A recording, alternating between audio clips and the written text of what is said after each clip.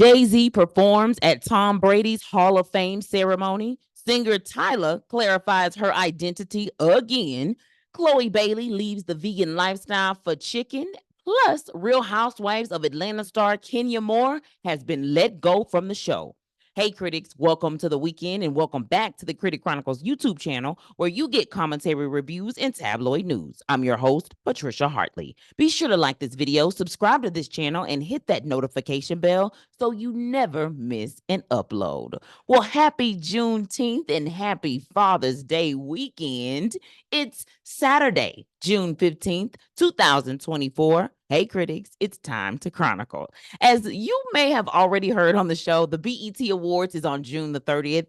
And Black China, if you don't know, she's over there on her Instagram channel doing sort of a BET countdown to the awards show. Love to see something like that. And then Gayle King, if you don't know, she kind of outed, in my opinion, Oprah, giving us a little bit too much information about what was really going on with her health. Well, y'all, she's now profiting off of her mishap. She got some shirts that say, Oprah is fine. Thank you for asking. That's on the front of the shirts. And then on the back of the shirt, it says, she appreciates your concern. Thank you so much for that. You know, they profiting off of everything. Some people question actually if the senator, last name Crockett, there in Texas, who had to check that other senator for talking about her lashes. Some people questioned if she should have actually um started her own company the way she did, right? Because after that comment, she ended up starting her own company. And I would say absolutely. Is nothing wrong with profiting off the mishap. You see people like Gail is doing it. Come on now. And in honor of Juneteenth and Black Music Month, let's highlight the following 5 music albums, all of which the artists are nominated for BET Awards. Now, I talked about these on Wednesday, but I actually got a few updates today. Shout out to Glorilla. That album is available on Hoopla. And if you don't know, Hoopla is the free digital platform that's accessible through your local library, but you gotta get your library card, okay? But Glorilla, if you didn't see it online, shout out to my Houston folks, all of my folks from the H-Town that was on the Instagram, showing me what I was missing out on at the Meg the Stallion concert, baby. She brought out a lot of folks, and that included Glorilla, whose album is available on Hoopla right now. Her latest album, Everything. Girl, why you name that album that? Who cares? I'm gonna say it anyway. The name of the album is Everything. Y'all, this album though is amazing. The title, I wouldn't agree, but you know what? It's out now. It is what it is. That's her 2024 release, and also her 2023 album, Anyways, Life's Great. The bonus edition is also available on Hoopla. Was already talking about Meg the Stallion, so let me go ahead and skip down to her. She was performing last night in Houston, Texas, and brought out some great artists, of course, some H-Town folks there. That included Bon B. If you remember, Bon B just testified about the person who actually broke into him and his wife's home back in 2019. They were able to get justice, and the person who broke into the home was sentenced to 40 years. Okay. And so Meg the Stallion is there in Houston doing the thing, got Bon B. Bon B also got a great restaurant there in Houston as well. And so I have not had a chance to check it out, but again, I'm a Texas girl, y'all, born and raised. So it's inevitable. I'm gonna get there. I'm gonna get there. And I bet listen, I promise you when I do, I'm definitely going to let you know. Additionally, in terms of Bun B, I said she brought out Glorilla. She also brought out Lil Kiki as well as Slim Thug. So shout out to Meg the Stallion. She has some albums that's available on Hoopla as well. Her Fever album, her Good News album, the Sugar album, as well as Hotties came out in 2021. That's also available there on Hoopla. Cardi B's album, her Bodak Yellow, that's available right now. And then SZA, oh my goodness, SZA actually just received an award as well. She's also nominated, y'all, for 6 BET Awards.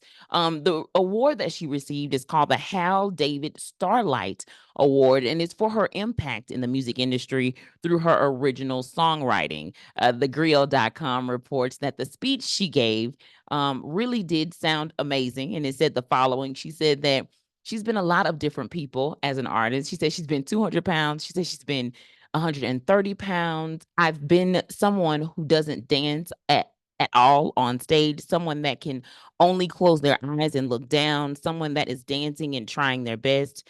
I've just been all these things, and I feel like, oh man, I struggle at the artist thing. Like writing was where I first like a person, and that I had value and that I could show that I was smart, and it was beyond, am I pretty? Am I liked? And that basically meant everything to me.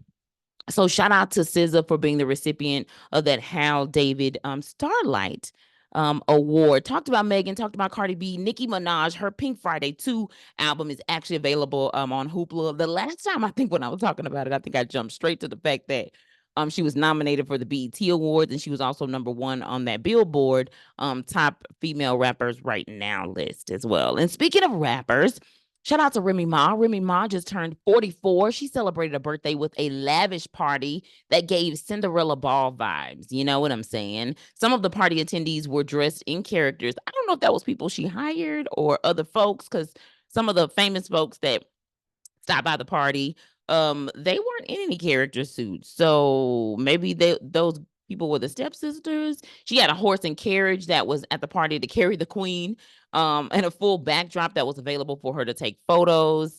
Some called it, I think on her, I think it was her Instagram, they call it Rimderella. I wouldn't call it Rimderella. However, okay, if that's what you want to go with. Um, I didn't like that, but I did like the party. I did like the costumes. I also like the fact that Remy also dressed up with her daughter as well.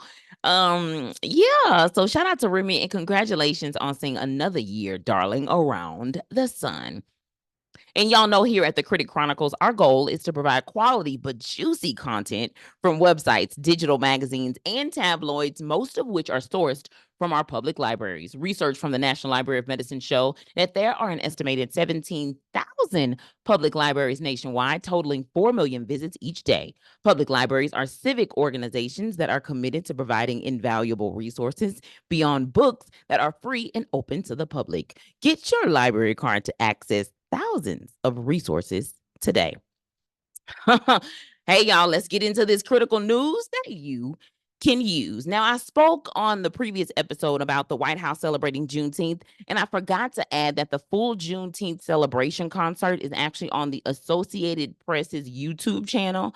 That's where you can go via online to access it without any interruption. Well, you may still get commercials from YouTube, but without interruption, right? So just as if you were watching it on TV.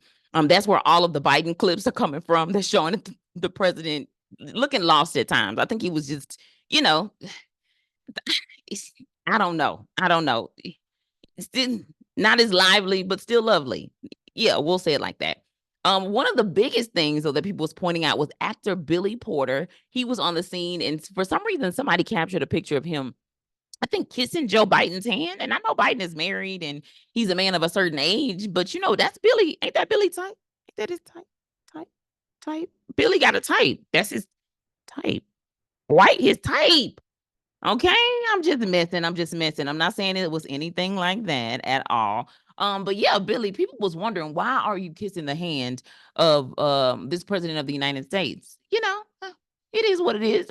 If somebody give you an interview, I would like to know the answer to that question. Just like I still want to know, Pastor Tony Evans, I want to know what the discretion was. I know some people are saying like, girl, he, whatever he done. I still want to know specifically. I don't need to know the details, but I do want to know what the discretion specifically was. And I'll get a little bit more talking about the previous episode on Wednesday a little bit later on in the show. And if y'all haven't had a chance to check out any of those Tiny Desk concerts to celebrate Black Music Month, y'all be sure to do that. And when I say that you should check it out, Kiara Sheard, she has hers up. Shaka Khan, Shaka Khan, Shaka Shaka Shaka Shaka Shaka Khan. Hers is up. Tim's is up, as well as Tierra Whack. And so we have a few more to go throughout, but those are already up on the NPR's YouTube channel, the Tiny Desk concert in celebration of Black Music Month. And speaking of Black Music Month and music itself, Usher Raymond, congratulations. He received the Icon Award from the Apollo Theater. He was honored along with Babyface, who was inducted into the Apollo Walk of Fame. Talked about that on this past Wednesday's show. And speaking of show, Jay-Z did make an appearance, and it was not with Beyonce. Okay, when I say he made an appearance, and it was not with Beyonce. It was actually performing for Tom Brady's Hall of Fame induction ceremony. I actually saw this from the Shade Room. They showcased it on their Instagram page. And ET Online also had some information specifically to talk about Tom Brady at the induction ceremony. So a fan specifically said, I just watched Tom Brady get introed to public service announcement in person for at least the 60th time, but it's the first time actually by Jay-Z himself instead of a recording. As ET Online continues to say, prior to the ceremony, Tom Brady spoke with ET about his Netflix roasting event. Y'all remember that? That was a few weeks ago or so. It was on Netflix. Everybody was like, Tom, why? He came out, did an interview, and basically said he regretted sort of doing the roast. And I think he only did it because he knew the guy that put the roast on. Mm-hmm. With that being said, he said that the jokes were fine actually, as long as they were specifically about him. I mean, he's an athlete. You think about the locker room talk. It doesn't make it always all right. I don't want to make it sound like locker room talk is all right, but I'm sure the jokes were fine when it was specifically about him because he can handle those things. Think about the pressure that he's had on him as a football player, as a as a because he was at the Patriots at one point in time, and then he moved down to, is it Tampa, and then he even gave Tampa a championship as well. I could be wrong on the team specifically because I'm really not a sports person. But I do know that again, because I like your wife, Tom. Well, ex-wife, Tom. But that was one of the main reasons, actually, why the roast got a little personal. When they specifically started talking about his family, his ex-wife Giselle, specifically dating that jiu-jitsu coach, and he recommended her to actually do jiu-jitsu. So people were like, "How are you basically just gonna give your wife to the jiu-jitsu coach?" Yeah, kind of got too far. His kids also heard it. I think when you specifically have children and you start thinking about the fact that, dang, this is going to live forever. My kids are going to be able to see this when they're 35 and I'm dead, or whatever the case may be. You don't, just because your kid's 35 don't mean you're going to die, but I don't even know why I said that, y'all. But this is what Tom did say. He said that he's going to actually be a better parent going forward in the future. And that's what this roast sort of taught him. And while there's still no word on Jay speaking out about any of his friends that's going through it, because Kanye still has his lawsuit as well. You got Puff Daddy that also has his several lawsuits, plural, going on. He was still praised, shout out to Jay-Z, for his performance. And he also still has that collaboration, that past collaboration going on as well with his company, Rock Nation. And let's talk a little bit about Tyla. So if you don't know, Tyla is a young African artist and South African artist, and she was recently not only nominated for some Grammys, but she's taken home at least one Grammy. And to be honest, I think people can say maybe about two hits that we know. The first one is "The Water," make me say, make me harder, make me lose my breath. That one, that's Tyla. Okay, I can't play the song. I'm trying to I need to get some sound bites because me being my own sound bite, y'all wait until I update my technology, okay? Your girl, though, is working with what she got, and that's what I am going to do. I'm going to be consistent with what I do have, with what I got, all righty? But I said all that to say, Tyla, she's continued to answer these questions just specifically about her race or her identity. She was recently on the Breakfast Club. I'm going to reserve my comments about the Breakfast Club hosts for right now because we're focused in on Tyla. But she was there, and she was not only there at the station with her self, but also, of course, her publicist. And when she was asked a question about race and what she was, she actually looked to her publicist, and then her publicist said, "Oh, let's move on from that question," instead of even answering the question. Now, usually when you have a publicist, I think people can agree with me. When you have a publicist, they'll have some sort of as Bondi Blue would say, some sort of a 90s trained line, to kind of put in there to just check you, but also still make it cordial, right? Unfortunately, this publicist just told them to move forward from the question. I think that didn't help the situation at all, because Tyla then received a lot of backlash. It forced her to actually go on Twitter, X, formerly known as Twitter, and she said the following. She said, "Yo, guys, Never denied my blackness. I know where that came from. I don't know where that came from. I'm mixed with black, Zulu, Irish, Mauritian, Indian, colored. And I think what people have a problem with is the colored word, right? But in South Africa, we've seen people like Trevor Noah talk about his experience over in South Africa, having a mom. His mom, he's the son of Patricia. I know. Side note, that's a good. He has a comedy root, a whole comedy thing special called Son of Patricia. I actually liked it. So back to what I'm supposed to be talking about is Tyla. So basically Tyla came out on Twitter eventually, and she said the following statement that I just read out. But where she's from, y'all, it's just common for her to be called colored, and it's just custom there. It's not something that here in America, I think we think of. It sounds very dated, right? Because you think about the colored water fountains back in the day, right? There's just a different stigma here in America as it pertains to the word colored. But for Tyla, it's perfectly normal. And if you listen to people like what Trevor Noah, he talks about the experience over in South Africa and just how there's still racism today. Like there's still just like this, you know, it's just a whole still lot of tension as it around specifically race, the color of your skin, and identity. So with that being said, I'm so glad that Tyla did finally come out and actually say something again. I don't think this is the first time, though, honestly, that she said something. I just don't have that information here in front of me. But it was just a little interesting, yeah, to just kind of hear that come back up. So Tyla, continue to say what you need to say. But also be prepared, girl, because they're gonna continue to ask you about it. Unfortunately, I don't care how many times you tweet out what it is, they still gonna probably ask you about it. But anyway, congratulations on being a Grammy Award winning girl. Yeah, yeah. And speaking of girls and Grammys and all of the things, Chloe Bailey. Chloe Bailey, I don't know if you know, she's in a group. It's her, and then it's also her sister, Haley Bailey, who was recently last May presented to us as officially the Little Mermaid. I saw that movie last summer, enjoyed it. But they are a part of the group, Chloe and Haley. But today we're just talking about Chloe. However, both of them at one point in time was on this big vegan kick. I remember they had some sort of a show on one of the main networks, and they talked about being vegan.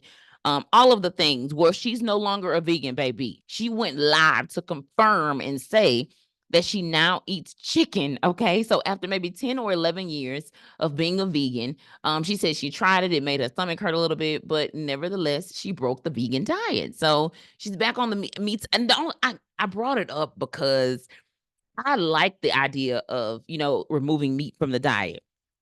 Notice I said I like the idea. Come on now. I said I like the idea. Come on now. I didn't say I did it. What I said, come on, say something, let them know. I said I like the idea.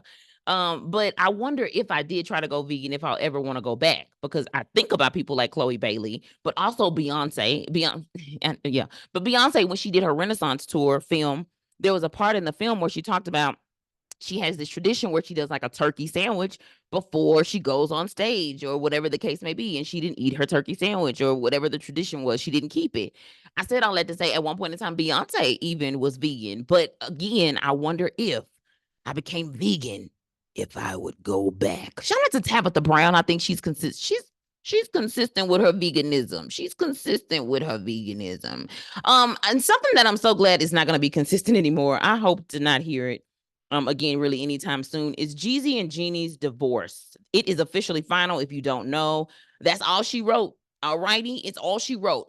A few days ago, the reports were saying, and by a few days, maybe like 4 or 5, it was saying that Jeezy basically wanted the judge to order parental fitness exam for him and Jeannie as they battled the vicious divorce. Now reports, as I said before, are saying that the two have finally reached a settlement. They reached that settlement on June the 11th. Additionally, I'd like to add that they had gotten to a point, honestly, where it was getting down and dirty. And that may be why it seems like ABC.com says that they're not able to see any documents anymore from their filings. And it looks like things may have been sealed. And that's the report from ABC.com. Congratulations to Jeezy and Jeannie. I hope that everything was worked out. Not for the best interest of y'all, but just for the interest of the baby. And speaking of the best interest, you may all be aware that there has been some information out as it pertains to the Housewives of Atlanta. Now, I do not profess to be a show person, so that's why I don't talk a lot about, some of the details of the shows, but I will mention them if I see them in some of the tabloid magazines. But the Real Housewives of Atlanta, I have been watching Michelle Atalian, and I saw her actually break this story live and talk about it. Kenya Moore, one of the castmates over on the Real Housewives of Atlanta, been there for a very long time. She's been accused, y'all, of sharing a photo of brand new castmate. Her name is Brittany Eady, and that has led her to an indefinite suspension from the Real Housewives of Atlanta. Reportedly, they are no longer filming right now. That's the report out. That may not be factual, but it is factual that right now Kenya Moore over at the Real Housewives of Atlanta, she is on an indefinite suspension. And now the accusation is that Kenya essentially unveiled photos of Brittany of what looks like her performing a sexual act at the grand opening of her Kenya Moore hair spa. Now, one of the unique things about the Kenya Moore hair spa is I was talking to you about Michelle ATLian. Well, Michelle actually booked an appointment maybe about a month ago or so. I could be wrong on the timeline, but not too long ago, she essentially booked it prior to them even doing any filming on the Real Housewives, or probably before they even knew who the cast was, because for a long time that was floating around. Once Candy said she was no longer returning, it felt like they were scattering around to determine who was actually going to come on the show. Plus, to add the fact that Andy Cohen, one of the main folks over the main hosts, really the face of the network, if I'm being honest, has his own legal troubles that he's going through. And although it's reported that it will not affect, Andy's position, with the network, I hope, Andy, that you learned something from this, because everybody is not lying in terms of the fact that you have some very close relationships. But if you are seen as more of a supervisor to them, or more somebody who's supposed to be leading them, you may want to watch out on having beverages around them, all of the things, because that's really what it evolves around, is really things as it relates around alcohol and maybe potentially reportedly drugs. And by drugs, cocaine. But that's alleged. Okay, going back to the Real Housewives in Kenya, there was an episode in which, you remember, y'all, I just want to take y'all back a little bit, because this was when I was watching the Real Housewives of Atlanta, because y'all know when they first came out, baby. The first 5 years, I was glued to the television. All righty. But let me say it like this. There was an episode in which she threw a masquerade party. It was Kenya. That's what I'm talking about. She threw it for Nene Leakes, who at the time was still on the show. And it was a time when her and Nene, they wasn't getting along, like they wasn't on good terms. And Kenya knew this, but she still threw this party or whatever it was anyway. Now, this party was supposed to be a charity party. So it was supposed to go to a good cause. I want to be very clear about that. That was also the time when they were doing stuff like this. If you're gonna get into an argument, at least let it be at a charity event where you didn't raise $300,000. What happened to those days? Y'all just be at the house getting into it. Y'all be in front of the business getting into it. Okay, let me just and scene. Well, Nene had an attitude in that particular scene, because according to Nene, if it was not for Cynthia, she wouldn't have even been abreast of all of the things that was going on for the party. So basically, Kenya was hosting this event for Nene, in my opinion, to make Kenya look good. And then Nene was told by other people, probably, hey, you got this party happening. She's like, I ain't really aware of no party. I don't know what's going on. What you talking about? But luckily, her and Cynthia were still on very, very good terms. I miss that, but it is what it is. When her and Cynthia were on very good terms and told her what to wear and kept her abreast of what was going on. So when she showed up at the event, Kenya basically wanted Nene to say something, because it was supposed to be an event for Nene. And baby, Nene got on the microphone and made everybody feel uncomfortable. But that's not the point. That's not the point. The reason why Nene did that, though, was because Kenya knew what she was doing. I just wish that Nene would have responded better on the microphone and thanked everybody for coming, and then just, gave Kenya the side eye, or had that side conversation with her about what not to do again going forward in the future. But with that being said, that's not the only time actually that Kenya had a moment of like, what's going on? I don't know about y'all, but I don't have a lot to say about this part, but she was all over Apollo, and Apollo was married to Phaedra. You know what I'm saying? Like when Apollo and Phaedra was married, I just felt like Kenya was inappropriately all over him, not once, but like twice. Not just the time he threw her in the pool, but a couple of other times too. The fact that they were on the reunion show talking about the text messages that was sent back and forth. Girl, this man is married. What are you doing? What are you doing? So that's like the second time. Also, do you remember the time that she mocked Phaedra Parks with that outfit she showed up in? I honestly thought that was one of the episodes that everyone was. I thought it was a joke. I really thought everybody was in on it when I seen it, because that was one of them episodes I seen like on a Sunday night. Shout out to the Sundays. Sundays used to be so lit with nothing but housewives. Okay, but I said all that to say, yeah, she showed up at that party. I thought it was a joke. I thought it was a setup and everybody was in on it. It was the one where it was the Shoe Dazzle event, the charity event. And she showed up with like this, in my opinion, like a bathing suit outfit with fake booty cheeks, giving the impression to sort of mock Phaedra. I didn't like it. I don't know what that was, but that was very like, oh, I had to say to myself, everybody ain't in on this. This is something that Kenya came up with herself. And finally, because this is the fourth and final thing, remember when Marlo hosted that hair wig event and Kenya showed up with a band and she invaded it with her own damn hair care line? Yeah, and then she said she considered it to be a great opportunity to market the product when Candy was like, "Why you do this? Like, what are you doing?" She was like, "I mean, I consider this to be a good time for me to market my product." Very mean queen. You know what I'm saying? Like mean beauty queen, like things that you do in order to win. Very do y'all know the story of Tanya Harding?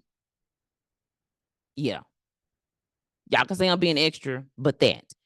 Well, following the event, Kenya did take to social media to defend herself. So basically, after everybody found out that she leaked this picture, she did come onto social media and she did say the following. She said, I would never engage in revenge, PORN. I have never distributed, private images or footage of anyone, nor solicited images owned by others to use to threaten or blackmail. That's what Kenya said after this. Brittany, who is the individual that Kenya reportedly leaked this photo, has also responded in an Instagram post that was shared through etonline.com. She says, it's never a good feeling being targeted or hazed by someone I thought would embrace me into a new circle that I never met. For the record, I've never once had possession of any weapon or threatened anyone ever. I've never even been to jail, in fight, or even had as much as a speeding ticket. Again, yeah, this is I'm not surprised that Kenya is supposed to be out over there at the Real Housewives of Atlanta. I wouldn't be surprised if she actually never came back.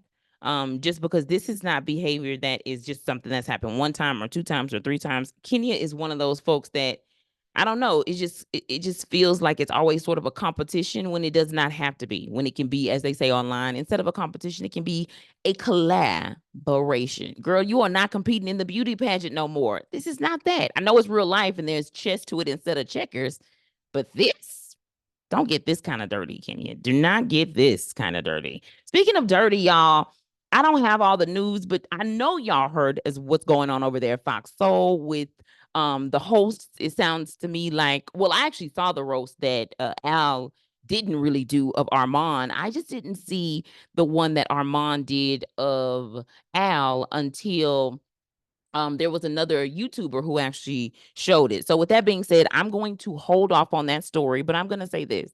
I don't think you should ever do a roast for your colleagues at work. I know it sounds like a good idea. It sounds like a good idea. Just know that it's not. I would never think that that was okay.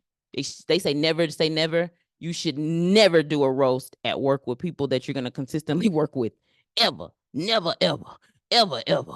That's my vote though. But that's just my vote, y'all. That's my vote. All right. Before I get too deep into this is your sign to buy that special guy, man, or father in your life a little something special. You still have time. And remember, Amazon delivers packages in a day now, typically 24 hours, and sometimes you can get same day service. And if you missed this weekend's episodes, you can still watch.